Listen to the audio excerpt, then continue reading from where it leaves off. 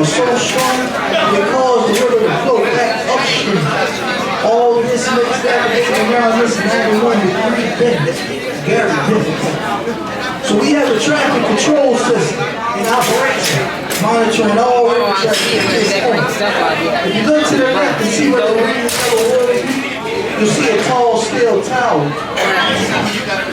At one time, a licensed river pilot who was a civilian employee of the U.S. Coast Guard was sitting at tower and monitoring all river traffic. Operations really went out to a central location along the west bank of the the roads are full of the streets of West Virginia. Different colors, it's got identification. Over to the left is our escalator working reward. There are only a few people working operations today. All that can be seen has been inside. We're used to store cargo such as grain, sugar, cotton, coffee, to view. These are the Cape Knox and the Cape Kennedy. Now look at the front of the capes. You'll see a large protrusion coming off the boats. This is called a bulbous bow, and you will see mix the speed of a vessel, while at the same time reducing the amount of wave force produced by the vessel. All vessels are responsible for any damages produced by its wave wash. So it's nice to have a bogus file on the ship. Now look towards the back of the case. You'll see the red, white, and blue stripes on their smokestacks. This tells us that these ships are part of the Ready Reserve Fleet. The Ready Reserve Fleet is located in 15 strategic ports throughout the United States Maritime Administration, based out of Norfolk, Virginia. As we pass by the stern of the fleet, look back and you'll see a large ramp coming off the inboard trestle. Both of these vessels have such ramps. You know why these ships are referred to as? We have rocks in the canal to compensate for the difference in water levels between the river and a lake sea level. Pontchartrain covers an area of roughly 600 square miles, an average depth of about 13 feet. I've enabled a long bridge to be built across it, known as the causeway. Now the causeway is the longest bridge over water in the U.S. It spans a distance of 24 miles which runs from Brownsville, Texas, all the way to Boston, Massachusetts. It's a 3,000-mile water superhighway. Now, folks, look over to the left again. You'll get a better view of the letters over there. Wow! It's right there, Mom. The white thing. The what?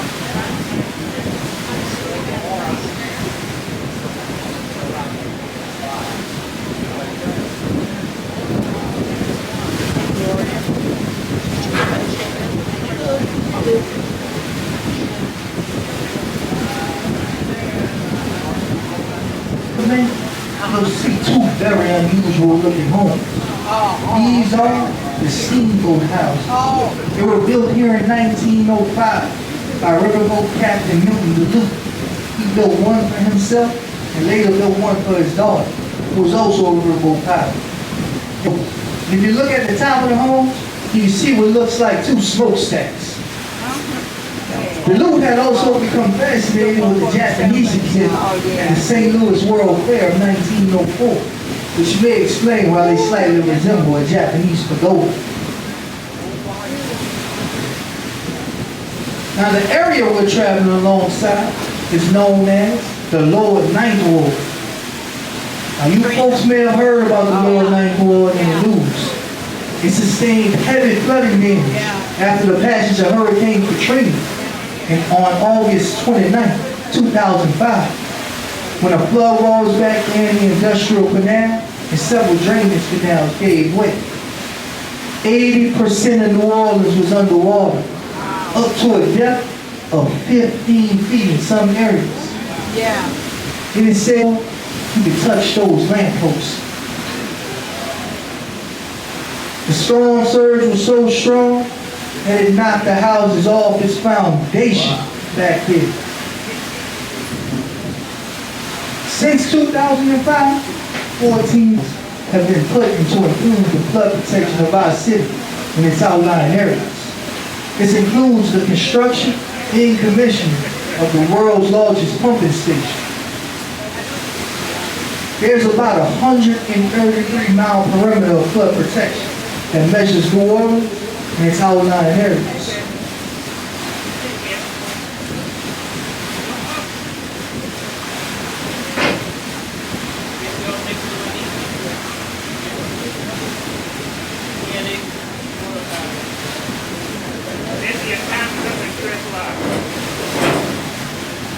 Now over to our left, you'll see a burgundy boat. This is called, boats are very important to the industry. Tugboats have a pointed bow and are often called upon by bigger ships for use in the docking procedure. They also help the ships go around sharp bends, like back there in Algiers Point. Up back there, dock over to the left. These boats bring supplies out to ships that transit the harbor. They can also bring crew members from ship to shore. Now, any foreign crew member wishing to come ashore may do so, only by means of a water tax. And only if they receive the proper health. Yes. It took a whole lot of wood.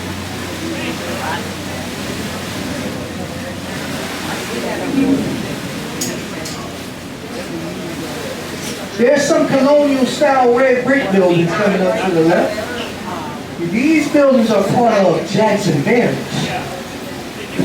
Jackson Barracks was originally built for military purposes in the early 1800s. It was later used to house both Union and Confederate soldiers. The open porches are where soldiers slept in heads under mosquito nets during the warmer months of the year before the invention of air conditioning. Jackson Barracks is currently being used by the Louisiana Air and Army National Guard. And the only view you can get of Jackson Barracks is the one you're seeing now. It's not open to the public, so get your cameras ready. It is one of New Orleans' many historic landmarks. We're now leaving the city limits of New Orleans in the parish of Orleans and entering the town of Erie, Louisiana, in the parish of St. Bernard. Political subdivisions here in Louisiana are known as parishes and not county other states. It has been that way since the Louisiana territory was founded. Originally, there were only 12 parishes, but today there are 64 state parishes, many of which have kept their original French or Spanish names.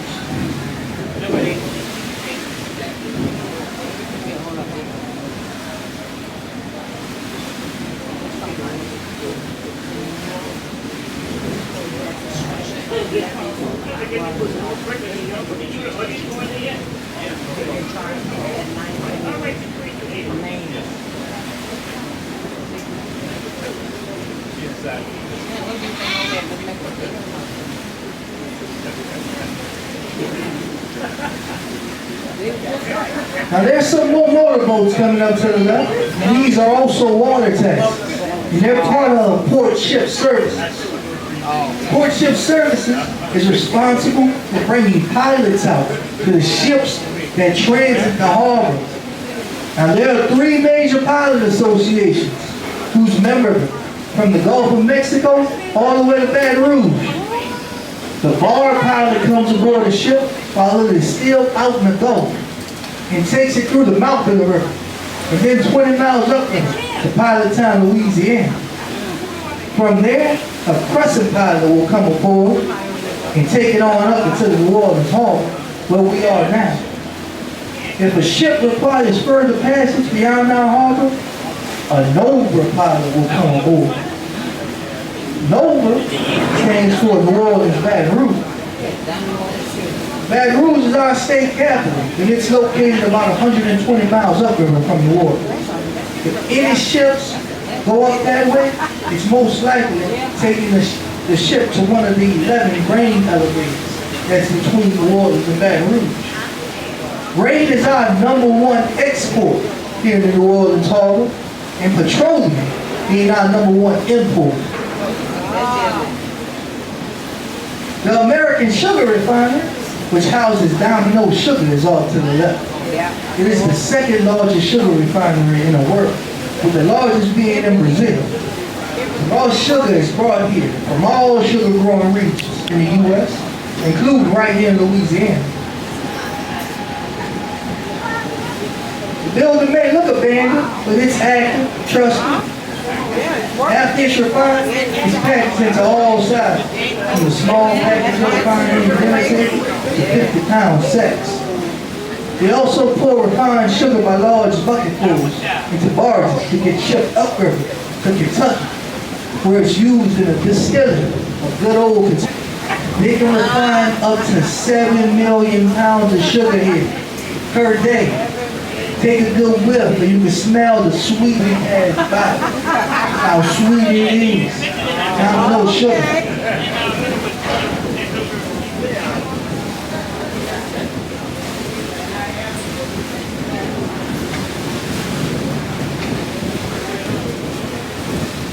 Now the small inlet coming up to the left is the shell net slip. We have several wharves located on this slip at which vessels can tie up and take on or unload cargo. Over the world docking this slip. And we usually identify the registry of these ships in our harbor flags found at the stern. For the most part, the flags we usually see are from Panama, Liberia, Singapore, Cyprus, and the Marshall Islands. These are referred to as flags of convenience. Companies from any country can register their vessel under these flags to escape strict regulation and heavy taxation. And it's all perfectly legal. It is very rare to see a large U.S. flag ship sailing through the harbor these days. Although it's not completely out of the picture, today in the harbor over to the right, there's a U.S. flag ship that's anchored over there. That's a very rare sight over there. You rarely see a U.S. flag ship. Oh, back there. Back here. Oh, okay.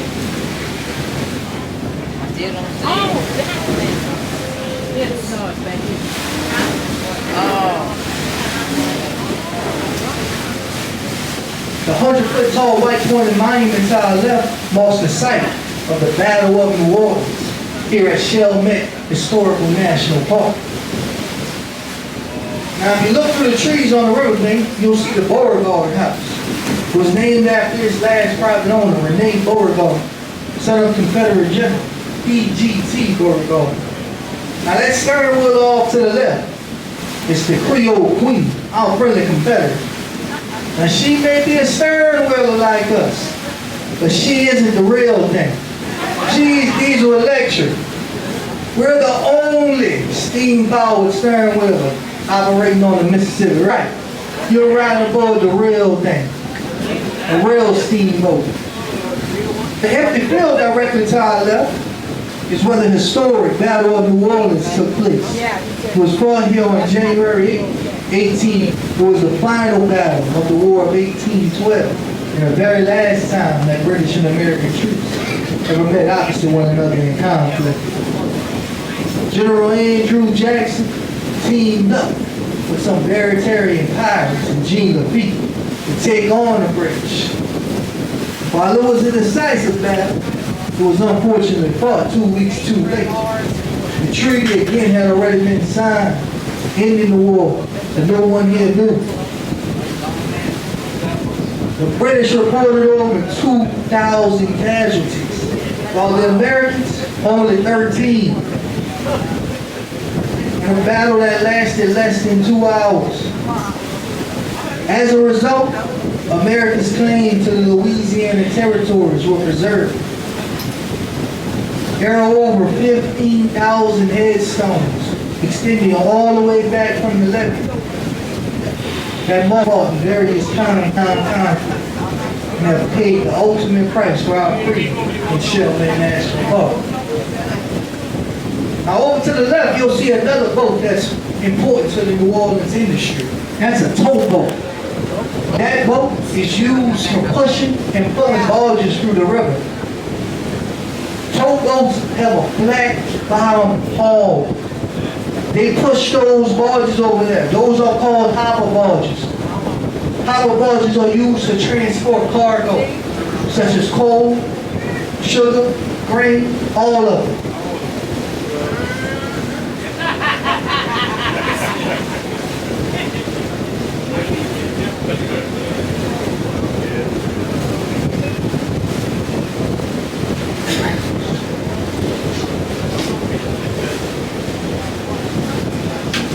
As we mentioned before, folks, be sure to visit our steam engine room located on the bottom deck, all the way at the back of the boat.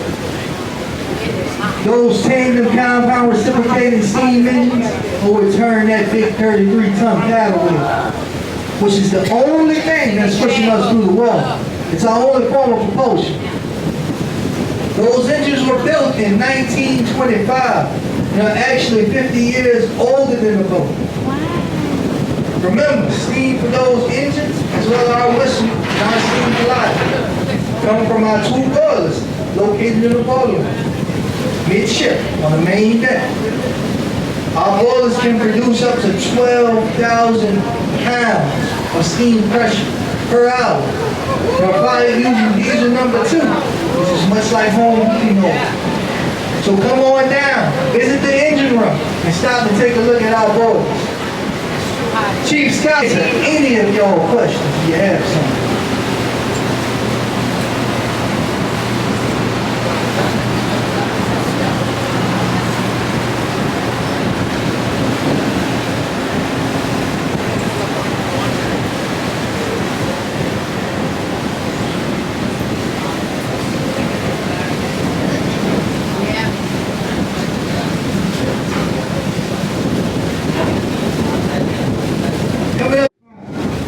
Any flames you may see from the smokestacks or flare-offs of these gas work sets.